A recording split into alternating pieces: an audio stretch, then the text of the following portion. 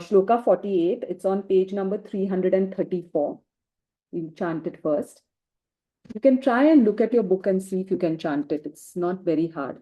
Yogastha kuru karmani sangam tyaktva dhananjaya siddha siddhyo samo bhutva samatvam yoga uchyate. The translation I'm reading from the book. O Dhananjaya, remaining steadfast in yoga, perform your actions by giving up attachment and maintaining an evenness of mind in success and failure. Equanimity of the mind is yoga. Okay, we'll take it up one by one. We started with it last class, if you remember, but I'll just say it again. It starts with the word yogastaha. Yogastaha means established in yoga. Now, when we look at Karma Yoga, we have an entire chapter on Karma Yoga, which is chapter 3. And it's not only constrained to that chapter. Throughout the Bhagavad Gita, various ways Krishna explains what Karma Yoga is. See, all of these three paths that are given to us, karma, bhakti, jnana, are very intricately intertwined. Though they are separate chapters dedicated with those names, they're very intertwined throughout the Bhagavad Gita. So in this particular context, remember I said last time, just underline, circle, highlight the last line of this stanza, which is Samatvam Yoga Uchyate. So in this particular chapter, which is the index chapter, Krishna has given two important definitions of Karma Yoga. You need to rewind your memory. In verse number 39 of this chapter, he said, I have so far, till now, till 39, I have taught you Sankhya Yoga, which means I have taught you the highest knowledge. I've taught you the truth about yourself. I've told you about the eternal self. Now I'm going to switch gears and I'm going to teach you how to get there, how to get to that eternal self, to that eternal identity of yours. Correct? So he says, now I'm going to teach you Karma Yoga. Teach Karma Yoga means I'm going to give you an overview of Karma Yoga. So with that in mind, we have to understand the entire gist of Karma Yoga will not be covered over here, and we shouldn't cover it over here because we have a whole chapter, and then how it unfolds teaches us Karma Yoga in the right order. So in this particular context, in this particular verse, he has defined Karma Yoga as Samatvam Yoga Uchyate, the last line. We'll get to it slowly. Again, rest on the word yoga. Yoga in the context of the Bhagavad Gita, in the context of Advaita Vedanta, from whichever angle I look at it, from whichever way I've studied it, it means only one thing. Anybody? What does yoga mean? Last time you mentioned to join us with the Atma and we are the Atma, so that union. That is the only goal of self-realization. That is it. So yoga, when we study the Bhagavad Gita, means we are aiming to get back to ourselves. Because if you remember right from the beginning, we have been insisting that as long as we don't know our true identity, we are going to be tossed and turned in this world. You try as you may. Your body is going to be affected. Your mind and its emotions are going to be affected. Your thoughts are going to be challenged. And that is all the sorrow. Everywhere there is expectation. Everywhere there is fruit of result. But as long as you have that particular goal set within you, yoga, I have to get back to myself, that grip that the body, mind, intellect has on you and the obsession that you have for its satiation is going to start loosening on its own. Okay. So in this thing, when he says yogastha, and he's defined yoga as samatvam yoga uchyate, he says, before you act also, while you're acting also, you need to start being established, yogastha, anchored in to this evenness of mind. You have to be able to bring yourself to center. If you remember chapter 1, those of you who have been with us in chapter 1, we spoke about Krishna bringing the chariot between the two armies, Kauravas and Pandavas, right? The good, the bad and the good. Similarly, now if you look at Pandavas and Kauravas, it is our likes and it is our dislikes. I like to do this. I don't like to do this. I like success. I want success. I don't want failure. Very strongly, we are holding on to these convictions. What is this verse saying? Before you act also, while you are acting also, and the product of right action also is that single necessity of coming to center, samatva, in the middle, evenness of mind. Whatever comes is, we are not affected either ways. It does not mean numbness. We'll go down to it in a bit, but we need to be in an even state. In the Bhagavad Gita, you have to see, when you read these qualities, you look at it and you say, oh my God, how am I ever going to reach that state? It's impossible. So they give us these qualities which has been lived. We'll see now by the greatest of great. So they are explaining those qualities of the evolved, but those qualities become our practice manual.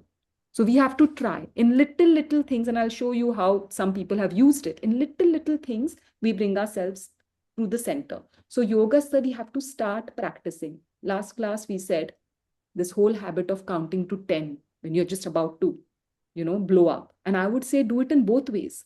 Some fantastic news comes to you, before reacting and jumping and eating up the phone, just stop and just breathe a little. Count to 10. Don't have those immediate reactions in the world. Last class, we also saw the traffic of life is between three: stimulus from the world, reaction in the mind and intellect, reaction into the world again, without buddhi yoga. That is what we are doing. We perceive, we feel something, and we put it out there again. We also saw creating that pause, yogastha, coming to that center. Wait, something has come, something has happened within me. Let me not jump into a reaction. Let me respond. So this has to be our state, which we have to cultivate slowly, before we even act. Now the problem is we are not there. So now we have to use action to start coming into the state. We start with little things, and then you'll see even in the big things, you'll naturally come to the center. So that is yogastha, the first word. Second is kuru karmani. I'm going down with the whole verse. The second thing, if you look at your shloka, yogastha kuru karmani. Now, in this, remember I said that whole verse, karmanyevadhikaraste, spills over the next few verses. Literally, line by line, it expands over the next few verses. So here is where the last line comes, which so beautifully Purnima explained. Mate sangostva karmani. So when he says kuru karmani, means there is an insistence on action. While you are acting, do action, take up action, yogastaha. Be yogastaha, be established in evenness of mind, and take up action. The underlying meaning of these two words, which we just read through, is you have to act. It absolutely accentuates that what has already been said, mate sangostva karmani, you cannot not act. Gandhiji used to say that it's very easy to find shanti in shanti. You go, you sit at your altar, you're praying and all that. Everything is peaceful. Candle is lit. I mean, diya is lit. The agarbatti is there. Everything is calm. Everything is quiet. God is sitting in front of you. Lots of shanti. You go to a temple, everybody is chanting. Your mind is distracted. You sit over there. Lots of shanti. So he used to say it's easy to find shanti in shanti. Human dignity stands in finding shanti in ashanti. And what is this world? Nothing but ashanti. Krishna says it. I'm not saying it. I have experienced it, but I'm not saying it. Krishna says it. This world is ashashvatam. It is not constant, constantly changing. And it is dukkhalayam, a womb of sorrow. You have this beautiful bubble. This is my bubble of happiness. Inside that bubble, what is sustaining it is sorrow. See for yourself. Even the most fantastic things you have, just the obsession of possessing it, not losing it, is sorrow.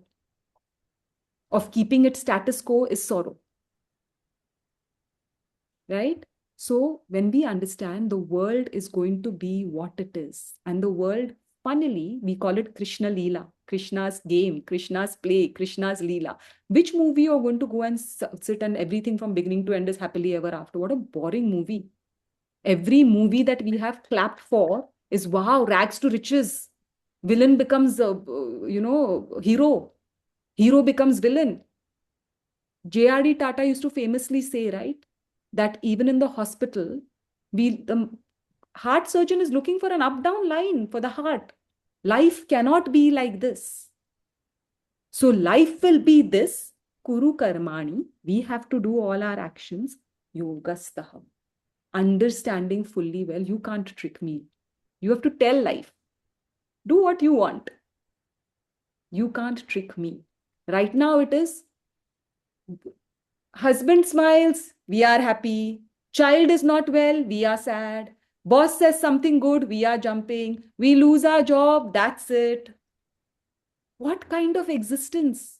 When Swami Chinmayananda used to repeatedly say, please don't put your key to happiness in somebody else's pocket, he wasn't kidding. Think of it. We are living like puppets. You all live, most of you all are from America. What is it? Liberty, freedom, justice, whatever your motto is with that Statue of Liberty. I live there as well. My kids are American citizens. So all, respect for the country. One coffee you don't get. Is there liberty, freedom, justice? Do you have the liberty within you to say, you know what? It doesn't matter. We are bound. We are chained by whatever is surrounding us. So samatvam, kuru karmani yogastaha. What we have to develop is whatever is happening in the world, we come to the center. We stay in the center and it comes slowly.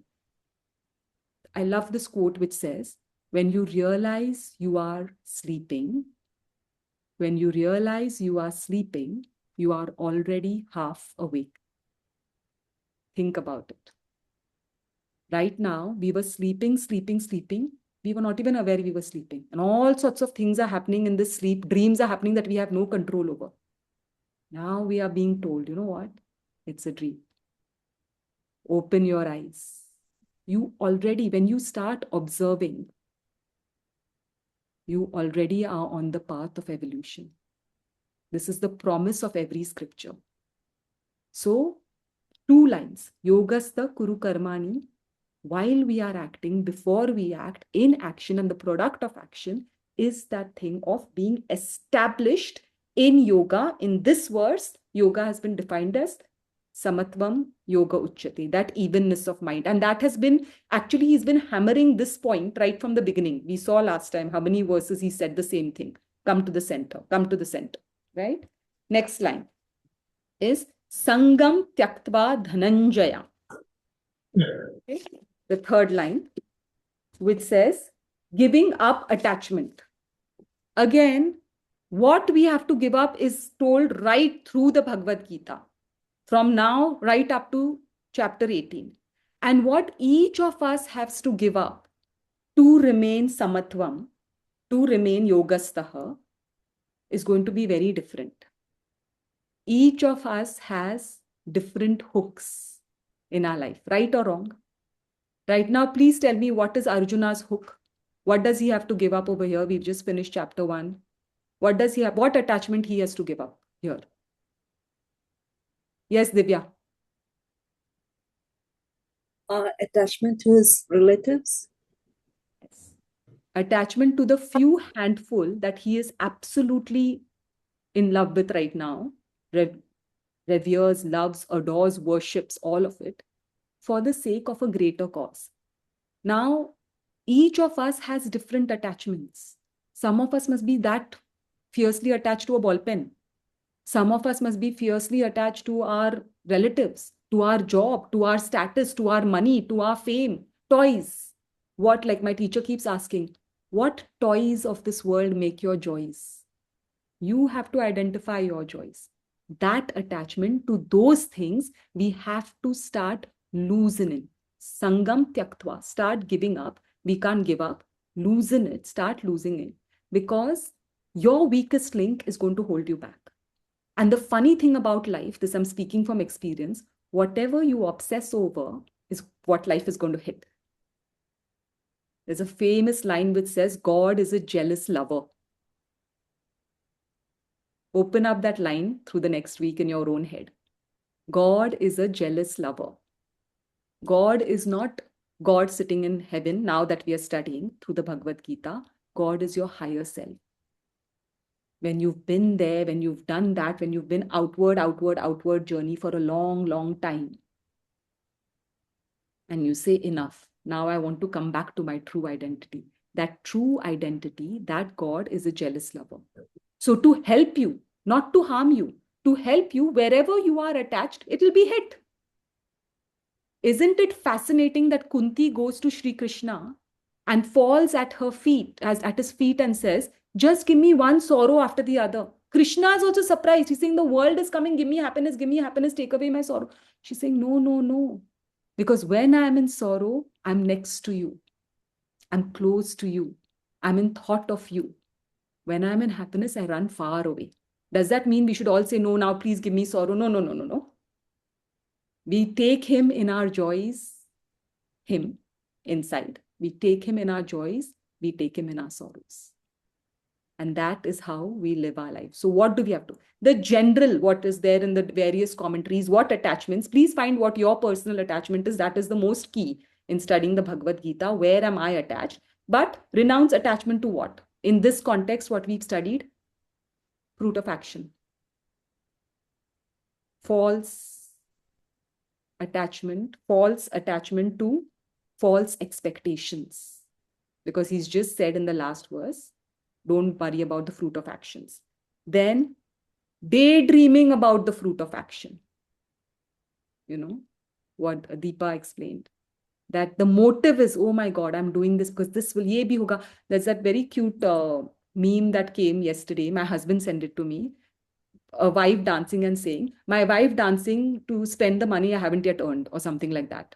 That kind of daydreaming, you know. So just daydreaming in your own world that all this is there, fruit of action. I'm going to do this. This is going to happen. This is going to happen. Gen Z is very good at it right now. I'm just watching Gen Z. They are like, I'm going to have a mansion. I'm going to have a penthouse in New York. I'm going to do this. I'm going to do. Where's the job? There's no job, right? So this false expectation that is going on, daydreaming about fruits of action, two very important things. We studied this when we were doing Karmanyevadikarsde. Worries of the past and anxieties of the future. Every moment will present itself as a fresh new experience. Please understand, a fresh new chance, a fresh new shot at life, every moment. So if we can meet that moment, my teacher says, you should be like a tailor. Each moment, take fresh measurements. What does that mean? You might have a family tailor, but the tailor is astute enough to know that every day your body is changing. Sometimes you're fat, sometimes you're thin. Every time, even if he knows you inside out, he will take fresh measurements, or she will take fresh measurements. That is life.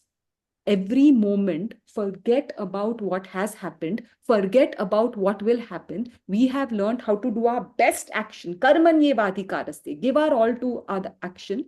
Take fresh measurements, approach that. So leave the worries of the past, leave the anxieties of the future. What best can I do now in this present moment with this action?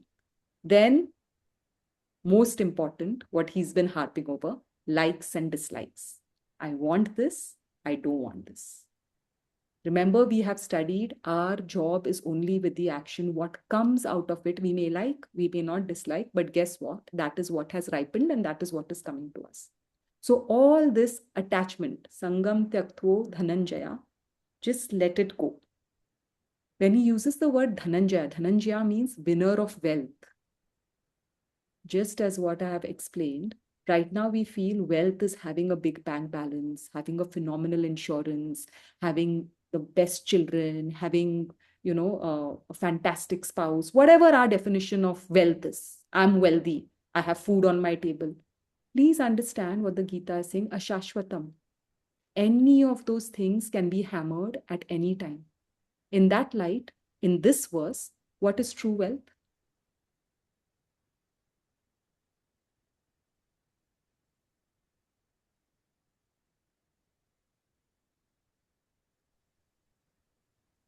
What would be true wealth in this? Inner peace, samatvam. Samatvam. Dhananjaya, you will be fit to be called Dhananjaya, winner of wealth, if you win this wealth within you, which is Samatvam. Absolutely coming to the center, no matter what life is presenting to you. The battle has not yet started. We don't know who's going to be killed and who's going to be saved. We don't know who's going to survive this battle. Can you already leave your attachment to the result of this battle and just fight it? Because you're fighting the righteous war. You're doing the right action. You're doing it the best you can. And for Arjuna, I have Krishna with me. For us, we have the Bhagavad Gita with us. We are understanding. To the best of our ability, we are doing what we are doing. So true wealth in today's world. When somebody said, na, peace of mind, many insurance companies, my husband has been working with insurance for all his life, is always, peace of mind. One of their taglines is your peace of mind. Why? Because you're insured. My teacher laughs this off. We've got insurance for all these material things which anyway are going to be hit. What is the insurance for you that's going to travel on out of this life also? Through this life and out of this life. Despite having the best insurances, we are so worried, kal kya hone wala hai? What's going to happen tomorrow? So the Dhananjaya, the greatest wealth is this Samatvam.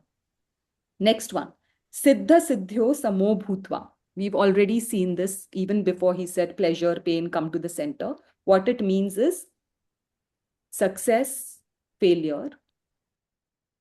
Please treat them Samo Bhutva. Treat them ever alike. Why can we now treat it ever alike? Is because we have understood after the action has been done, there is nothing more to be done. What comes is going to be a fruit of a cumulative consequence. It's not something that was in our hand at all. So you focus on your action. It's a continuation of what has been happening. If you look, this particular Siddha Siddhyo Samo Bhutva again brings us to those two lines. Ma phaleshu kadachana, ma karma phala heturbhu. Don't keep your insistence on a fruit of action and let not the motive be the reason you act. Just act to the best of your ability. Please see, we saw last time that the fruit of the action rests in the action. If you do an amazing job with your action, it is uncontested that you will get an amazing result. The only thing that you have to understand, the working of life is, it won't come how you want it and when you want it. You see, that how and when is not in our hand. So this we have to get into our head. We also have to get into our head that while we are acting, even if we don't have control over the fruit of action, we have to do our best, because this particular action, whatever I'm doing now, is going to have a fruit. You've understood this much? Whatever we are doing now is going to have a consequence. So if we are not doing it right, how in the world is it going to have a good consequence? Never mind when and how, but how is it going to have a right consequence? If we do a wrong action, it's going to have a wrong consequence. If we don't act, not the way Rohitji explained, but if we don't act just because we don't want to act, then also there's going to be no consequence. So we have to stay. And in that, we have to come to that Siddha Siddhyo. We have, please read the commentary. We've given beautiful examples of course, Rama, and that will be elaborated in the Ramayana classes as well and in Daksha's podcast. So I don't want to go into Rama's story. It's there inside the thing. But another story that came to my mind yesterday when I was just thinking about this verse was Parikshit. You all know Parikshit? So Parikshit was the sole survivor of the Pandava clan. Okay, means the heir to the throne. Everybody else was killed. And so Ashwathama takes up this revenge. His father, who was Dronacharya, was killed illegally. Krishna's illegally, where Krishna announces Ashwathama, the elephant, is dead. He does not hear elephant. And Drona hears, I'll send the story separately if you want. Drona hears that Ashwathama is dead. He drops his arms and he's killed. So because Ashwathama learns about this, he decides to wipe out the entire Pandava lineage. And horribly, Abhimanyu, we all know what they did in the middle of that Chakravyuh. They hacked him to pieces in front of Arjuna. In the dead of the night, at that point when war was fought, there were such strict rules of decency, where after sunset, everybody lays down their arms, nobody fights. In the dead of night, he goes in and he kills all their sons, in their tents. But Parikshit was still in the womb at that time. So Parikshit is Abhimanyu's son. And Abhimanyu and Uttara, he was still in the womb and he was going to be killed. An arrow was going to come there. And Krishna, it is said, goes inside the womb to save Parikshit. And he's not killed. And that is why one of the meanings of Parikshit is to investigate. It is said, he saw Krishna, Parikshit saw Krishna in full over there in his womb. After that whole life, he was Parikshit. He was trying to investigate where can he see Krishna's form in that. So one of a very sweet meaning of the word Parikshit, to investigate, to really look into it. Anyway, so when we look at this Siddha Siddhyo, Parikshit story is also quite long, but in short, to just compress it, he was a phenomenal king. Obviously, he was saved by Krishna in the womb, amazing king, raised well. Kripacharya was his guru. He was so beautifully raised. He was ruling so well. And one day he goes into the forest hunting and they lose their way. His troop loses their way. And they are so tired, so exhausted. So they walk into a hut, which is Shamika Rishi's hut. Looking for food, water, whatever. So he starts talking to Shamika Rishi, who was very deeply involved in meditation. Now look at this Samatvam also, how it plays out. He was very deeply in meditation. So while this king is talking to him, Shamika doesn't move. He's lost in that state, that, samadhi or whatever he's doing. Loses his Samatvam. Parikshit, such a wise, such a wonderful soul, saved by Krishna himself, loses his balance and gets angry. How dare, this is my kingdom, this is my forest. How dare this sage sit over here and not respond to me? He goes out, looks around, and he finds a dead snake. He picks up that snake from his rod and he throws it onto Shamika's neck. And walks out. Says, just gets angry and walks out. Imagine Parikshit, who are we? Parikshit got into this asamatva moment and he did this. His son then, Shringi, he comes in and he sees this. And he gets so angry. He finds out what has happened. And then he says, you all must know the story from childhood.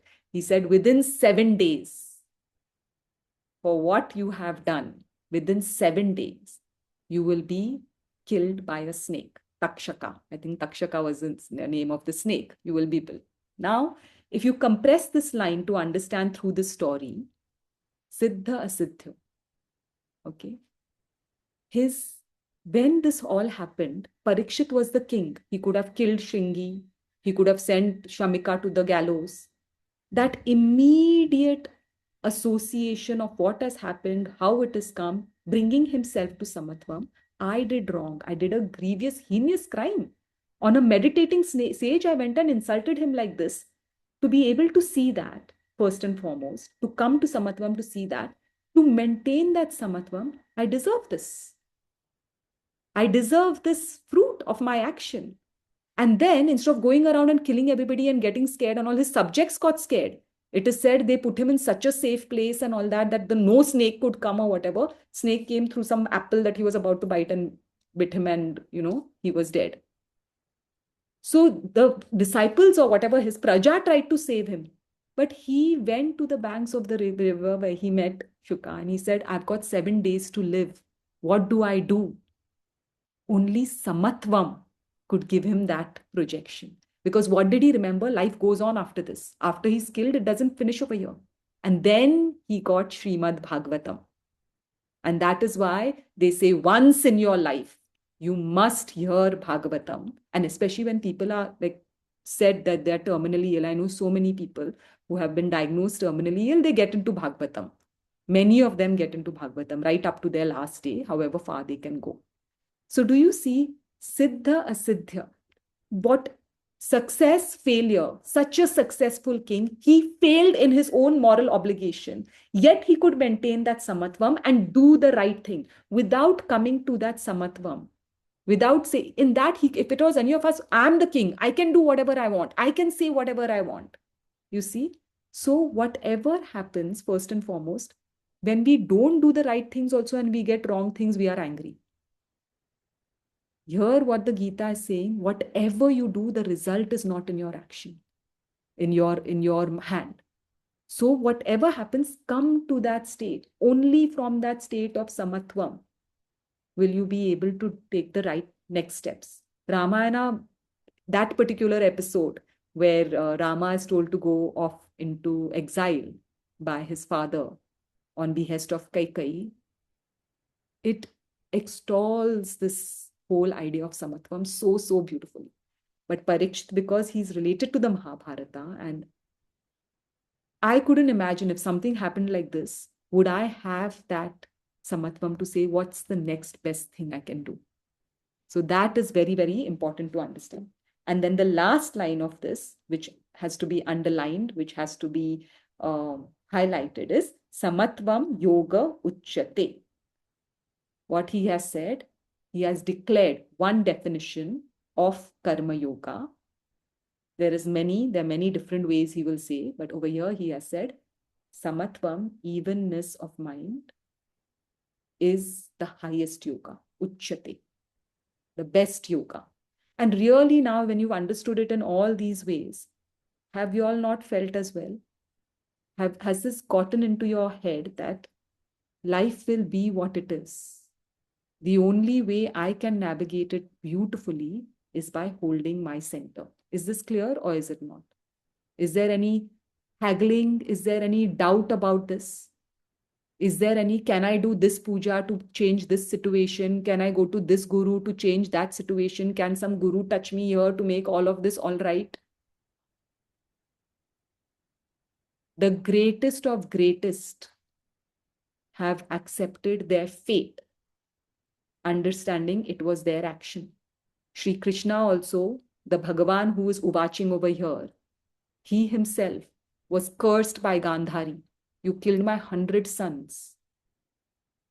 You will lose your entire clan. Your entire clan will fight with each other. I was writing a commentary, helping translate a Hindi commentary on that episode, and I got goosebumps as to how they fought with each other. Krishna's sons and grandsons and all that. They killed each other with blades of grass and all that. It's terrifying in front of his eyes. And you will also be killed unfairly. If you ever get a chance in Gujarat, if you go to that place called Prabhas, it's on the way to Someshwar. It's where Krishna left his mortal coil. That tree is still there. He was leaning against that tree and they made a temple around that tree. So he was leaning against the tree with his one foot over the other, and a hunter, he saw the tip of his toe, and he thought it was some animal or some deer or something, and he shot a poisonous arrow. And Krishna left his mortal coil. You'll say Bhagwan was not doing any karma. Bhagwan was not doing any karma. But the action that was done and a mother's curse still plays out on this mortal realm, right? He had no identification with that. Another great Samatvam story, Siddha, Siddhyo, whatever it is, the greatest saint, one of the Ramakrishna Paramhamsa, the throat cancer that he had. So many people asked him, some of us come to you and we are healed when you just look at us. Why can't you heal yourself? He said, because this is the karma of the body, the prarabdha of the body. Why do I have to interfere with it? I'm not the body. So that focus to understand. How can we achieve this samatvam yoga uchyate? Two things are quite clear: mind control and sense control. Right now, what is it that wants? It's our mind. That childlike mind, I want it my way, it has to be my way, I'm leaving the house, I'm not doing whatever. You know how children are, right? So that ability, again, this will be elaborated as we go further. First and foremost is Shama. The first two, when we say Viveka, Vairagya, Shatasampatti, and mumukshutvam. These are the 4 qualities that we need as disciples, as seekers of knowledge, to be able to even understand this, let alone implement it. So in that Shatasampati, in the 6 wealths that we could have, the first 2 are Shama Dama. Mind control, Shama, and Dama. Not Shama is also forgiveness, that is with a K, that's different. This is Shama, mind control, and Dama, which is sense control. We'll understand this much better in the next verse as well. Second thing, we've studied it in great detail in the Karmanya Vadhikaraste. Start developing 2 things, Ishvara Arpanam Buddhi and Prasad Buddhi, right? Whatever we do, now you could, I don't know which angle you all are looking at this from, but I'll give you all both angles. If you all think there is a God there is in chapter 1, we've explained Ishvara as the eternal, laws of the world that control the working of the world and all that, whatever it is. If you want to put God outside right now, so whatever you're doing, you're offering Ishvara, you're offering to that Ishvara. But the way I have looked at the Bhagavad Gita all my life is, my Ishvara is the self, is Atma. So whatever I do and do not do, is it taking me closer to here? Remember, this will again be expounded in the next verse very nicely. Is it taking me closer to this? So whatever I'm doing, whatever I'm saying, whatever I'm speaking, if it's bringing me closer to that, that is Ishvara Arpanam Buddhi. I'm doing everything just to get closer to that. In that doing everything, do you understand how much Sangam Tyaktva we have to do?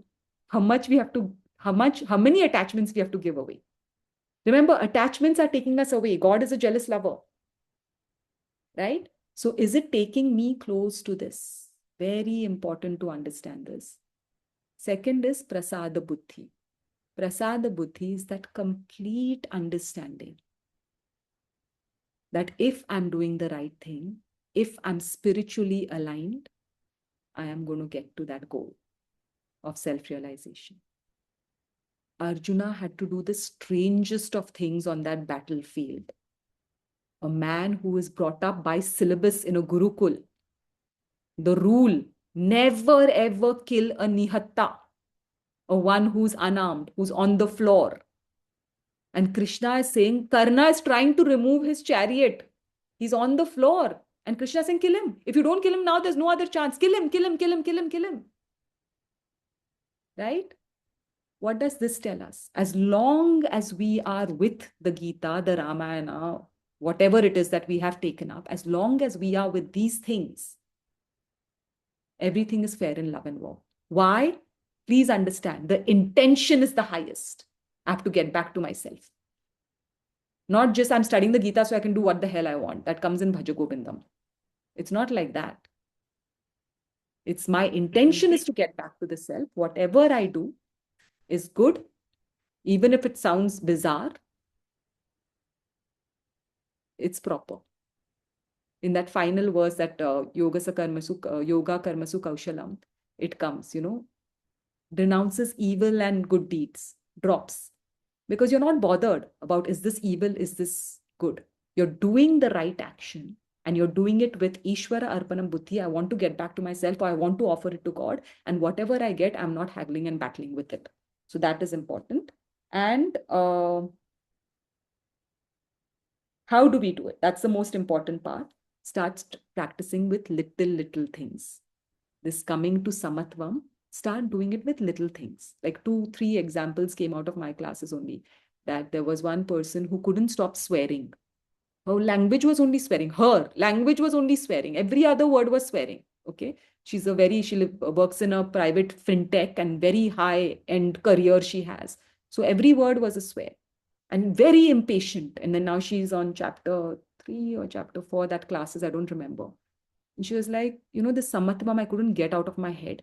And one day we were out. I had gone for a whole yoga practice. So I went to drop off my friend. When I went to drop off my friend, I took the wrong exit. Now in Singapore, if you take the wrong exit, you're stuck. You have to go round and round. It'll take 1 hour to come back to the right exit again. Must be happening in the US also. She said, my first instinct was to swear.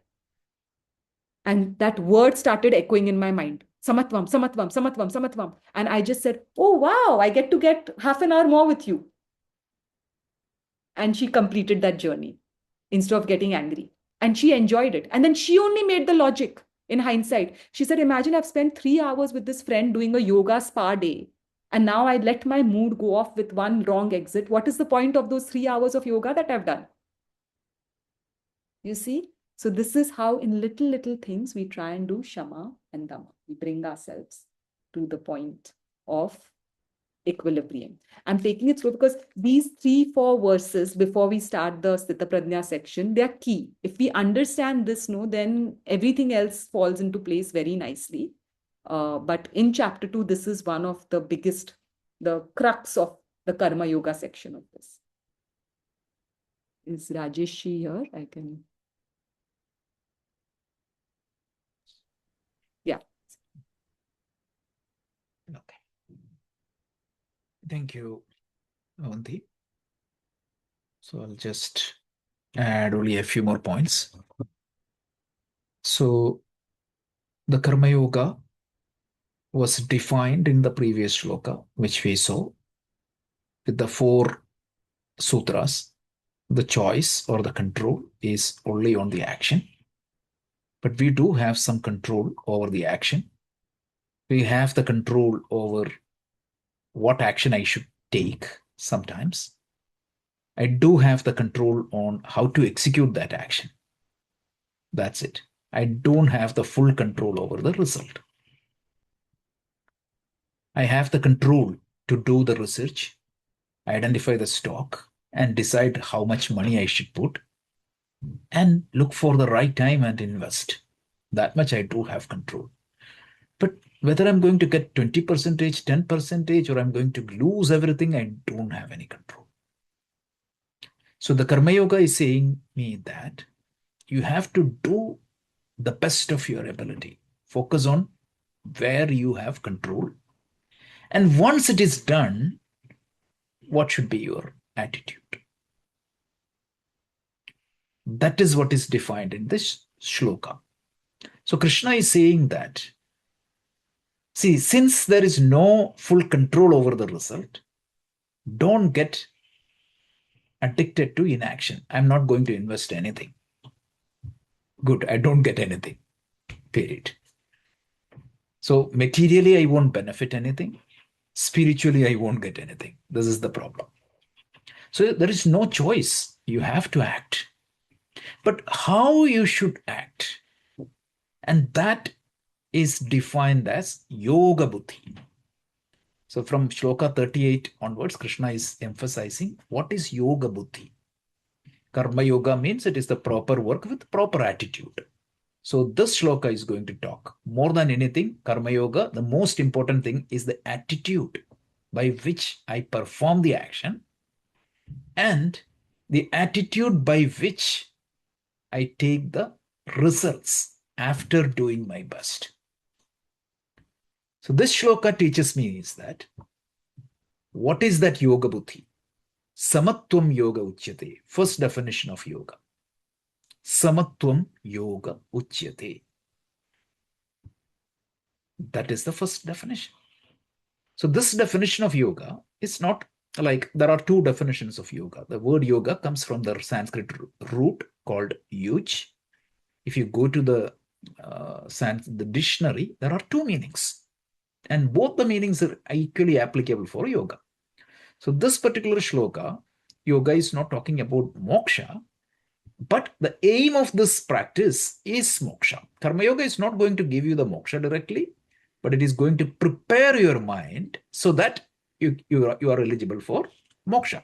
So yuji yojane perfectly is applicable, and that is the ultimate destination. There is a second definition of yoga called yuja samadhi, equanimity, stability of the mind is also yoga. So here, that is what is highlighted. Yoga, samatvam yoga uchyate. Yoga is your ability to keep your mind in a well-placed, stable state. That is not my mind usually is. When the results are completely in my favor, I'm extremely elated, again I'm not controlled. When it goes the other way, again I'm not controlled. So Krishna says that if you have the yoga buddhi, what is going to happen? You will be able to face both siddhi and asiddhi. When you're able to manage this with an evenness of the mind, it's not that you won't be sad. It's not that you won't be extremely, meaning you won't be happy when success comes.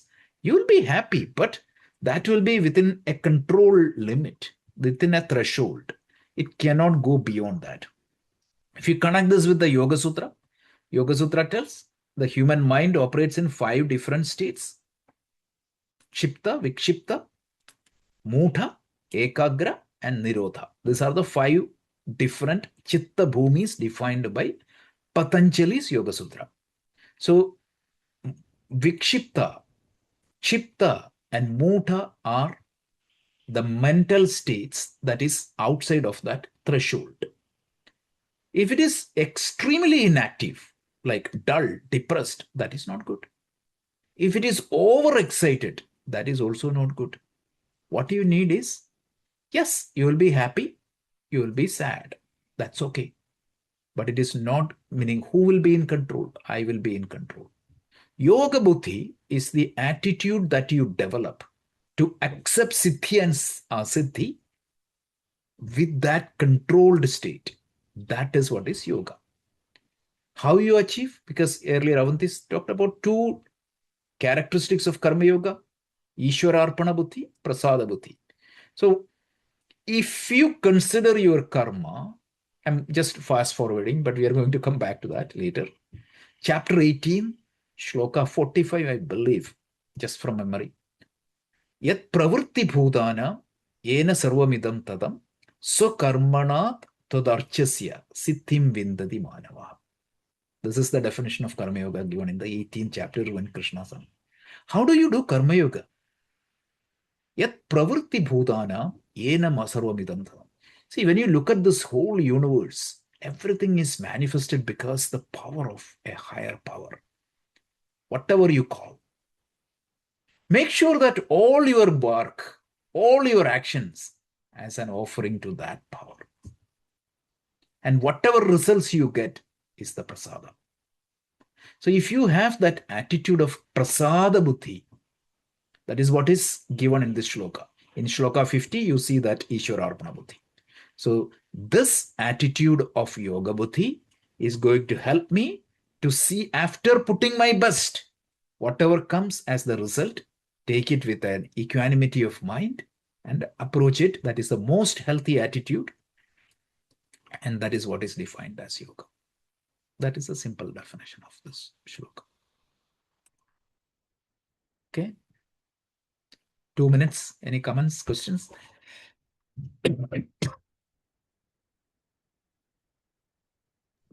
Hey, Rajesh. Yes, Hiroji. Quick question. I mean, if you just considered karma yoga as a Ishwararpan buddhi and Ishwar prasad buddhi, to me, all these other slokas are using different words, but it really means the same thing. Isn't that you? Yes. So there is a lot of repetition in the Bhagavad Gita. The 3rd chapter also you will see.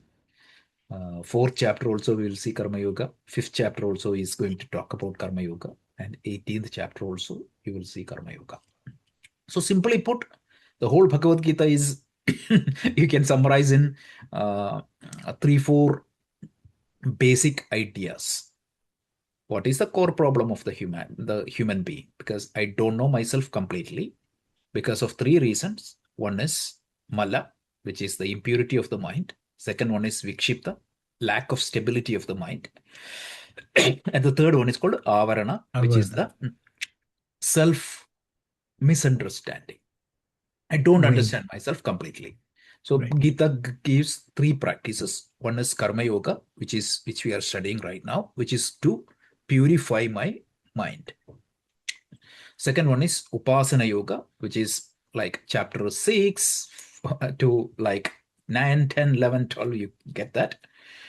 that is called for the stability of the mind. And finally, Jnana Yoga, which is covering from chapter 2, chapter 4, chapter 5, all throughout the Gita. That is the Jnana Yoga.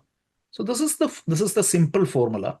And once you know this, you can connect all the shlokas, but each shloka has its own beautiful meaning, because these two definitions of the yoga is really beautiful if you think that way. Okay. Yeah. Okay. Good. Thank you.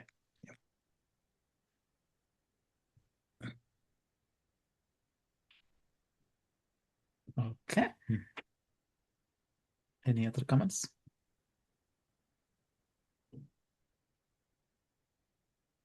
If not, we'll see next week. Thank you so much. Thank you.